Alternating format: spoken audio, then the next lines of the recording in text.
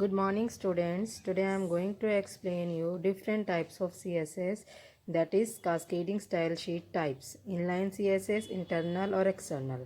तो आइए हम देखते हैं। ये है एक वेब पेज में देखो यहाँ पर ये अलग अलग डिज़ाइंस आपको नज़र आ रहे हैं। तो यहाँ पे CSS की डेफिनेशन दे रखी है, डेमो लिख रखा है। ये वेब पेज एक HTML की हेल्प से तैयार कर रखा है। तो यहाँ पर एक same page different style sheet के अंदर यहाँ पर दो चार लाइनें लिखी हुई हैं। ये क्या है, एक सिंपल वेब पेज जिसमें ग्रीन हेडिंग है, साइड में आपके पास स्टाइल शीट 1 2 3 4 5 ये सब गिवन है। तो देखो नॉर्मल है। अब जब हम नेक्स्ट पर क्लिक करके देखेंगे तो देखना क्या डिफरेंस दिखाई देता है। तो स्टाइल शीट है नॉर्मल की, एक यहाँ पे फाइल बनी है। स्टाइल शीट 2 पे मैं क्लिक करूँगी तो देखो यहाँ पर क्या आ गया, अलग स्टाइल आ गया। तो ये अलग है, ठीक है। इसमें अलग अलग कलर है, अलग अलग डिज़ाइन है। वेल की स्टाइल शीट 1 के कंपैरिजन यहाँ अलग डिज़ाइन है, ठीक है। अब मैं अगर थर्ड पे क्लिक करती हूँ तब अलग कलर आ जाता है। देखो ये 3 आ गया। 4 पे क्लिक करूँगी तो ये अलग डिज़ाइन आ जाएगा। 5 पे क्लिक करूँगी तो ये बिल्कुल ही सिंपल फाइल आ गई।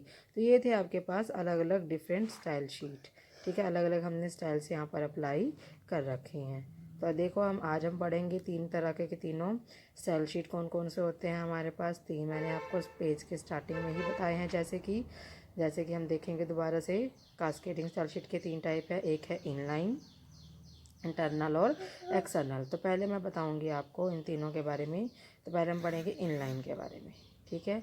इनलाइन CSS के बारे में पढ़ेंगे, उसके बाद इंटरनल, उसके बाद एक्सटर्नल। तो जो रूल अप्लाई होता है वो इसी सीक्वेंस में अप्लाई होता है कि पहले इनलाइन काम करता है, फिर उसके बाद इंटरनल काम करता है, फिर एक्सटर्नल काम करता है। तो अब हम पढ़ेंगे इनलाइन। इनलाइन के लिए मैंने यहाँ पर एक HTML का प्रोग्राम लिख रखा है। इस HTML के प्रोग्राम में HTML लिख दिया, हेड लिख दिया, टाइटल लिख दिया और यहाँ पर एक पी टैग ले लिया। पी टैग में मैंने लिखा this is first paragraph without CSS। इसको मैं रन करके देखूँगी। रन किया तो देखो बिल्कुल सिंपल सा प्रोग्राम यहाँ पे लिखा हुआ आ रहा है, ठीक है। तो ये है आपके पास। उसके बाद आपके पास हम क्या करते हैं, यहाँ पर हम इनलाइन टैग लगाते हैं। यहाँ पर इनलाइन क्या होता है, जो टैग के अंदर लिखी हुई जाती है। तो यहाँ पर हम चलो लगा के देखेंगे। पी के अंदर मैं लगा रही हूँ यहाँ पर प्रॉपर्टी के साथ हम यहाँ पर लिखेंगे इसकी वैल्यू। तो देखो हम पी के अंदर लिख देते हैं, यहाँ पर एक प्रॉपर्टी लिख देते हैं स्टाइल, ठीक है। स्टाइल, उसके बाद double inverted coma, 2 inverted coma इकट्ठे लगा दिए ताकि जिसके बीच में हम वैल्यू लिख सकें। तो वैल्यू मैं यहाँ पर लिख रही हूँ कलर, ठीक है। स्टाइल हमने लगा रहे हैं यहाँ पर। स्टाइल हमारा क्या है, इनलाइन है, और कलर क्या है, हमारी प्रॉपर्टी है, और रेड उसकी क्या है, वैल्यू है। चलो इस प्रोग्राम को हम सेव करते हैं, ठीक है। सेव करने के साथ साथ हमें यहाँ पर इसको हम रन करके देखेंगे।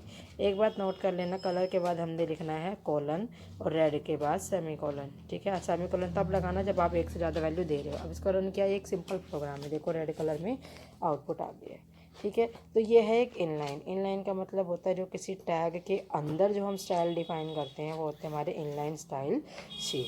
क्लियर है। अगर आपको यहाँ पर और कोई वैल्यू देनी तो हम लिखेंगे सेमी कॉलन। सेमी कॉलन के बाद और लिख देते हैं हम फ़ॉन्ट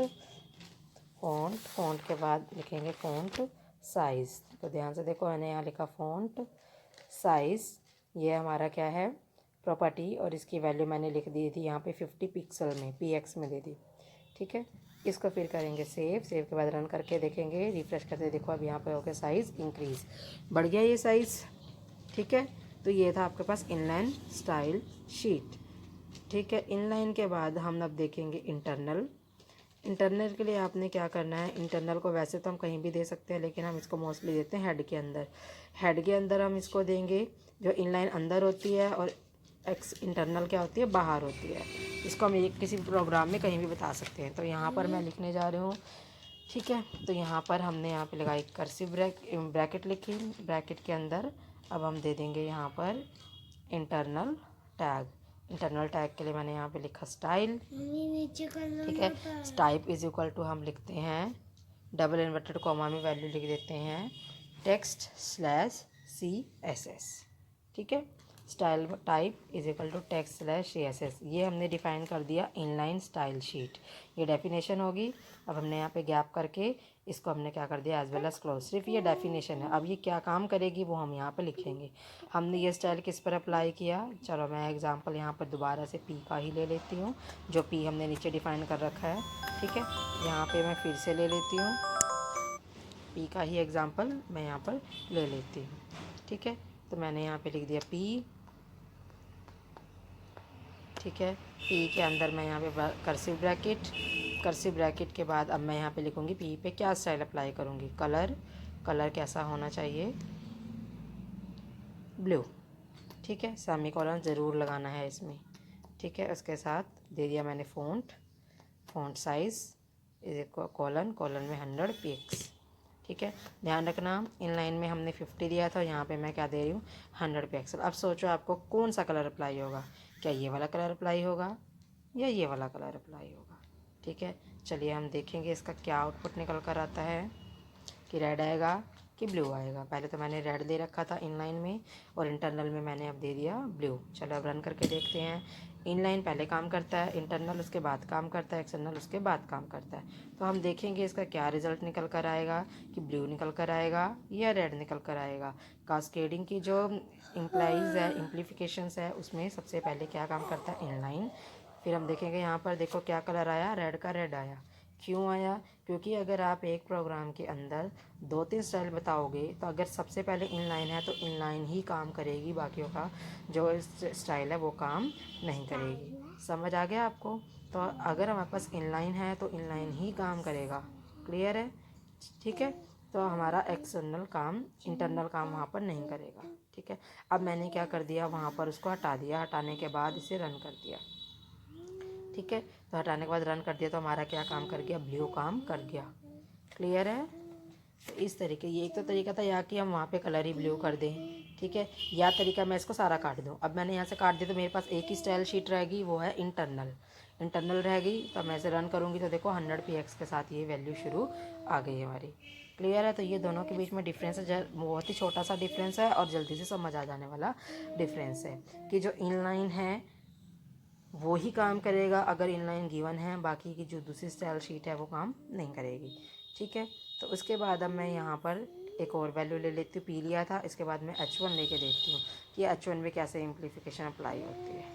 ठीक है, वहाँ पर पहले मैंने पी लिया था, पी का स्टाइल बता रखा था कलर में ब्लू, फ़ॉन्ट साइज़ में 100 px। ये क्या है आपके पास, ये आपके पास है इंटरनल, सॉरी ये क्या है आपके पास इंटरनल।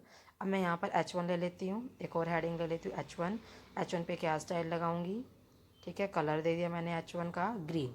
अब देखो मैंने अभी इस प्रोग्राम में हेडिंग 1 नहीं ले रखी कहीं पर भी, तो हेडिंग 1 के लिए भी मुझे कोई ना कोई टेक्स्ट लिखना पड़ेगा, इसलिए मैं नीचे यहाँ पर क्या ले लेती हूँ हेडिंग 1 और यहाँ पर मैं लिख देती हूँ this is I think in green, this is I think is green. इस प्रोग्राम को सेव करके अब मैं रन करती हूँ। देख लो अब यहाँ पर हमने इनलाइन हटा दिया है, सिर्फ इंटरनल है हमारे पास। अब अप्लाई करके देखेंगे इस पर क्या इफेक्ट आता है। पी पे तो मैंने लगा रखा था ब्लू, अब मैंने हेडिंग 1 पे लगा रखा था ग्रीन, आ गया ये हमारा।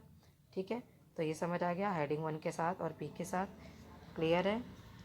अब इस प्रोग्राम पे सिर्फ इंटरनल है, ध्यान से देखो। अब हम थर्ड पढ़ेंगे एक्सटर्नल में आपने कुछ नहीं करना है। एक्सटर्नल में सिंपल एक अलग से फाइल बनती है, ठीक है, जिसे हम क्या कर देते हैं, जोड़ देते हैं। इसके लिए मैंने एक अलग से फाइल ली और वहाँ पर हम सिर्फ ये बताते हैं कि कौन से टैग पर क्या स्टाइल अप्लाई करना है। तो यहाँ पर मैं लिख देती हूँ। ठीक है, मैं यहाँ पर आपके पास बता देती हूँ सिंपल, अभी एक ही लेके चलेंगे हम। यहाँ मैंने लिखा पी, कि पी टैग पर क्या स्टाइल अप्लाई होगा। ठीक है, कलर कैसा अप्लाई होगा, कॉलन के बाद आपने कलर का नाम लिख देना ब्राउन, कि जहाँ पर भी पी टैग है उसका कलर क्या हो जाए, ब्राउन। सिंपल, अभी 1 लेके चलते हैं, 1 के बाद हम दूसरी भी अप्लाई करके देखेंगे। ठीक है, इस प्रोग्राम को मैंने अब क्या कर देना है, सेव कर देना है। सेव पर जाना है, यहाँ पर मैं फ़ाइल का कुछ भी नाम दे देती हूँ, बट ध्यान रखना इस फाइल को आपने किसके साथ सेव करना है, .css के साथ सेव करना है। ठीक है, .css के साथ इसको मैंने सेव कर दिया। ये फाइल अब यहाँ पर सेव हो चुकी है। सिंपल, अब इस फाइल को हम क्या करेंगे, दूसरी वाली फाइल पे लिंक करेंगे। ठीक है। एक्सटर्नल में अब हमने क्या करना है, लिंक करना है। तो मैं क्या करती हूँ, बाकी को जो मैंने पूरा प्रोग्राम लिख रखा है मैं इसको कमेंट बना देती हूँ। कमेंट में क्या होता है, कंप्यूटर उसको एग्जीक्यूट नहीं करता है, उसको यूज़र के लिए रीडेबल फॉर्मेट मानता है। तो कमेंट ये सारा ग्रीन कलर का हो जाएगा। मैंने क्या किया, एक्सक्लेमेशन डैश डैश लगा के इसको कमेंट बना दिया। अब हम चलते हैं ऊपर जहाँ पे हमारे पास टाइटल क्लोज है। टाइटल के बाद अब मैं एक्सटर्नल बना रही हूँ। एक्सटर्नल के लिए मुझे यहाँ पे क्या लिखना है, लिंक, ठीक है। लिंक के बाद हम लिखेंगे REL मतलब रिलेशन।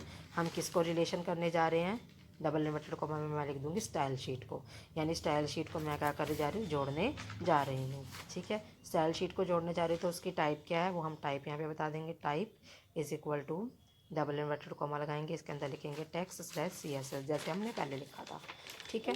इतना सा काम आपने करना है, क्लियर है।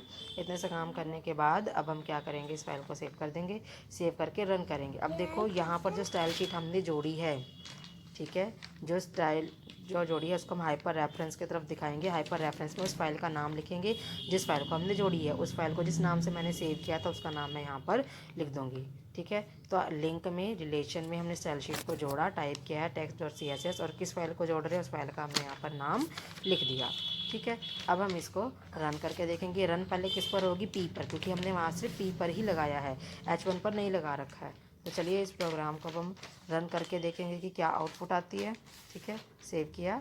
यहाँ पर देखो किस पे अप्लाई कर रखा है हमने, पी पे कलर अप्लाई कर रखा। ध्यान से दोबारा इसलिए दिखाया ताकि आपको याद रहे कि जो एक्सटर्नल है किस पर अप्लाई होगी, ओनली पी पर। अब मैं इसको रन करती हूँ। देखो पी का साइज़ भी छोटा हो गया, कलर क्या हो गया, ब्राउन हो गया, क्लियर है। तो ये था आपके पास एक्सटर्नल स्टाइल शीट, ठीक है। एक्सटर्नल में दोबारा चलती हूँ। अब मैं यहाँ पे मैंने पी लिया था, अब मैं हेडिंग 1 पर भी लगा देती हूँ। हेडिंग 1 लिखूँगी 4, ठीक है। H1 लिखूँगी यहाँ पर। फ़ॉन्ट साइज़ ले लिया, सबसे पहले फ़ॉन्ट साइज़ 150 px दे दिया, पहले 100 था px दे दिया। सेव कर देंगे इसको, ठीक है। रन करेंगे, रन करके देखेंगे क्या आउटपुट आती है, ठीक है। अब हम इसे रन करेंगे। हम गए अपने वेब पेज पर, रन किया, सेव किया। देखो 150 के हिसाब से इसकी आउटपुट आ गई। जो चेंजेस आपने CSS में किया वो चेंजेस यहाँ पर अप्लाई हो गया, क्लियर है, ठीक है। ये था आपका एक्सटर्नल स्टाइल शीट। इसी तरीके से जानबूझ के ऑर्डर हमने यहाँ पर लिखा हुआ है। समझ आ गया, तीनों आपको डिफरेंस क्लियर हो